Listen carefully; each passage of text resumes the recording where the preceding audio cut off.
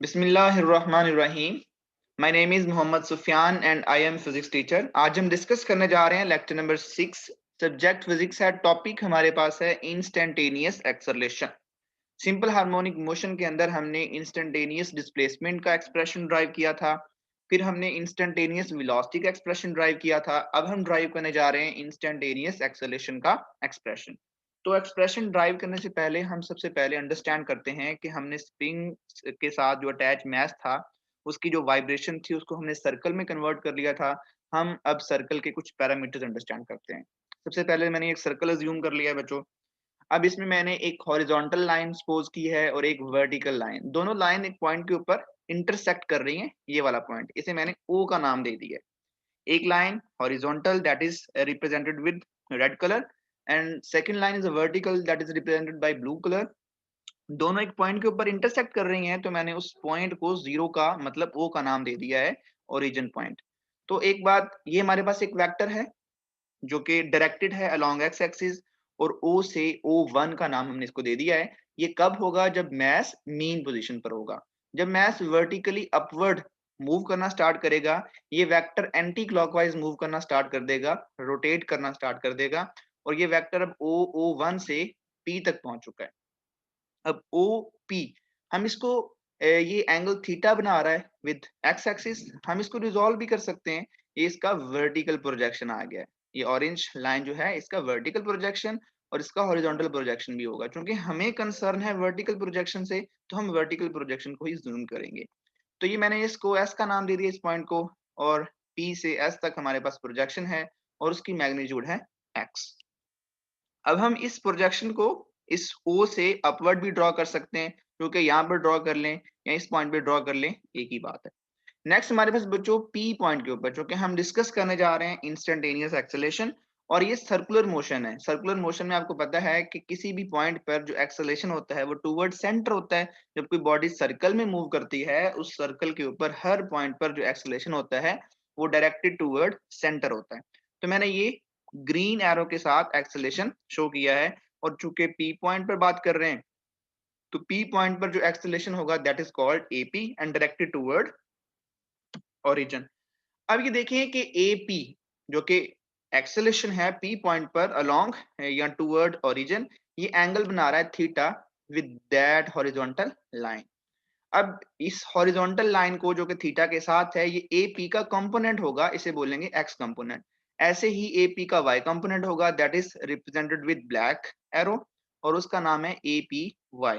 अब आपको पता है कि ब्लॉक अपवर्ड मूव कर रहा था, लेकिन रिस्टोरिंग फोर्स की वजह से उसके अंदर जो एक्सेलेरेशन होगा वो भी टूवर्ड ओरिजिन होगा, और उसको हम शो करेंगे ए की तरफ। ब्लॉक का जो एक्सेलेरेशन है वो टूवर्ड सेंटर है, और जो हमारे पास ए पी का वर्टिकल प्रोजेक्शन है वो भी टूवर्ड सेंटर है। तो हम ये कह सकते हैं कि ए पी का जो वर्टिकल कंपोनेंट है वो इक्वल होगा ए के। ए क्या था? Acceleration of mass which attach spring vertically oscillation.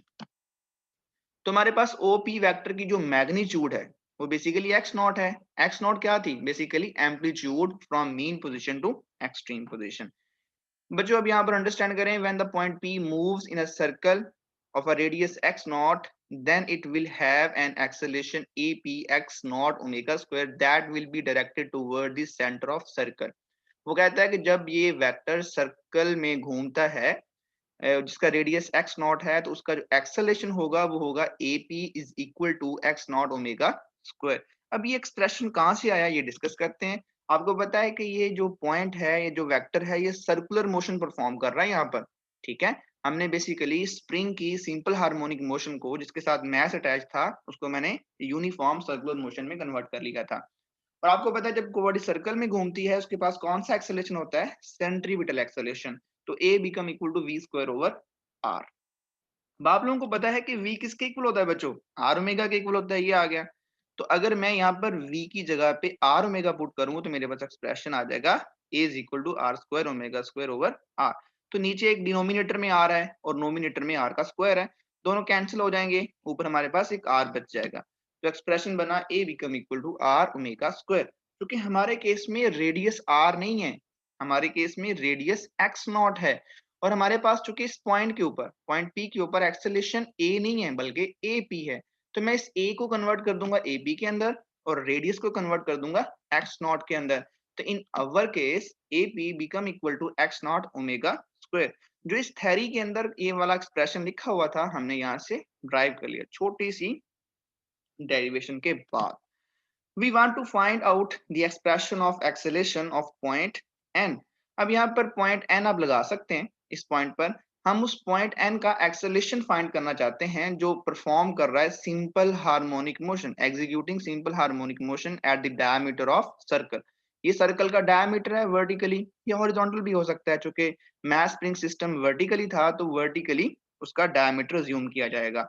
तो इस प्रोजेक्शन n जो यहाँ पर हमने n ड्रॉ नहीं किया, ड्रॉ कर सकते हैं, उसका एक्सेलेरेशन फाइंड करना चाहते हैं। आपको मैंने बताया था कि ब्लॉक जब अपवर्ड मूव कर रहा होगा तो उसके अंदर रिस्टोरिंग फोर्स की वजह से जब ब्लॉक अपवर्ड मूव कर रहा होगा मीन पोजीशन से toward extreme position, positive extreme move कर रहा होगा, तो उसके अंदर जो एक्सेलेरेशन होगा वो डायरेक्टेड होगा टुवर्ड मीन पोजीशन। तो you have to find the expression of that acceleration.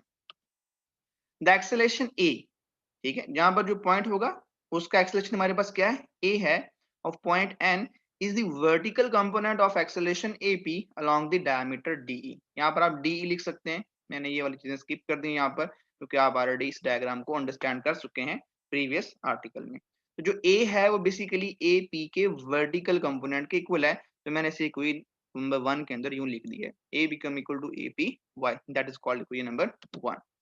अच्छा, अगेन वही डायग्राम बच्चों हमने यहाँ पर रीड्रॉ कर लिया है। वी नो दैट, हम जानते हैं कि AP का जो वर्टिकल कंपोनेंट है दैट इज कॉल्ड APY। आपको पता है APY किसके इक्वल होगा, AP साइन ऑफ थीटा के इक्वल होगा। इसे मैंने कोई नंबर 2 का नाम दे दिया है। अब आप लोगों ने AP is equal to x not omega square, इसको कोई नंबर 2 में पुट कर देना। AP की जगह पे क्या पुट करेंगे, एक्स नॉट ओमेगा स्क्वायर। तो मेरे पास एक्सप्रेशन बन जाएगा APY become equal to x not omega square sine theta. ये बन गई इक्वेशन नंबर 3। अब हम जानते हैं कि from equation number 1, equation number 1 क्या थी, मैंने रिमेम्बरेंस के लिए, याद रखने के लिए इस स्लाइड के अंदर भी उसको छोटा सा करके दिखा दिया है। तो इक्वेशन नंबर 1 हमारे पास क्या थी, A become equal to APY। तो APY की जो वैल्यू आई है वो x not omega square sine theta है। इसे अगर मैं यहाँ पर पुट कर दूं तो फिर A किसके इक्वल आएगा, A आ जाएगा x not omega square sign of theta के इक्वल। इसे मैंने इक्वेशन नंबर 4 का नाम दिया है। नो, इस एक्सप्रेशन में अब साइन थीटा है, साइन थीटा फाइंड करने के लिए हम कुछ स्टेप सॉल्व करेंगे। Determination of sine theta, we have to find sine theta. Sine theta find करने के लिए हम एक ट्राइंगल यूज करते हैं। ट्राइंगल कौन सी, ओ पी एस। अब इस ट्राइंगल में O से P तक हाइपोटेनस है that is represented with x not, और इसके अंदर जो परपेंडिकुलर है that is P S represented with x.